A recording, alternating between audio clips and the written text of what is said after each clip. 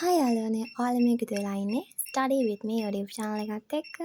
ඉතින් ඔයාලා channel එකට අලුත් නම් subscribe button එක ඔබලාම සම්බන්ධ වෙන්න කියලා ආරාධනා කරනවා. ඉතින් ඔයාලට මේ YouTube channel එකෙන් ඉස්සරහට බලා ගන්න පුළුවන් O level විෂය නිර්දේශයට අදාළව සියලුම පාඩම් වල මම ගහපු short notes තියෙනවා. ඉතින් ඒ short notes ඔක්කොම මම ඔයාලත් එක්ක බෙදා ගන්න බලාපොරොත්තු වෙනවා. ඉතින් වැඩි කතා නැතුව අපි අද වීඩියෝ එකට යමු. අද වීඩියෝ එකකින් මම ඔයාලට අරන් ආවේ ආර්ට් වල O level චිත්‍රවල සාංචි ස්තූපය පිළිබඳ ෂෝට් නෝට් එක. ඉතින් ඔයාලට මේ රූපයෙන් බලා ගන්න පුළුවන් සාංචි ස්තූපය. මේකට අනුග්‍රහය දක්වලා තියෙනවා අශෝක අධිරාජ්‍යයා. ස්තූපයේ විෂ්කම්භය අඩි 120යි, උස අඩි 54යි. මේ ස්තූපය බුබුලාකාර හැඩයකින් තමයි යුක්ත වෙන්නේ.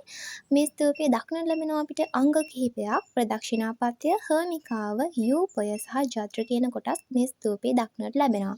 ප්‍රදක්ෂිණාපත්‍ය කියලා හඳුන්වන්නේ පොළොව මට්ටමේ සිට අඩි 16ක් උසින් චෛත්‍යය වටා යා හැකි ප්‍රදක්ෂිණාපතයයි.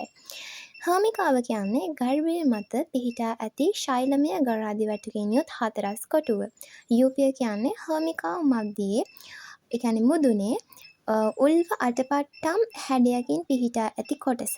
ජත්‍ර කියලා හඳුන්වන්නේ යූපයේ මුදුනේ වෘත්තාකාර පැතිරි ගල් පුවරු 3ක් තමයි ජත්‍ර කියලා හඳුන්වන්නේ. ඉතින් මේක තමයි සාංචි ස්තූපයට අදාළ ෂෝට් නෝට් එක. ඊළඟට මම සාංචි තොරණට අදාළ ෂෝට් නෝට් එක ගේන්න බලාපොරොත්තු වෙනවා. ඉතින් මතක ඇතුව subscribe button එක ඔබන්න සහ like එකක් දාගෙන යන්න අමතක කරන්න එපා.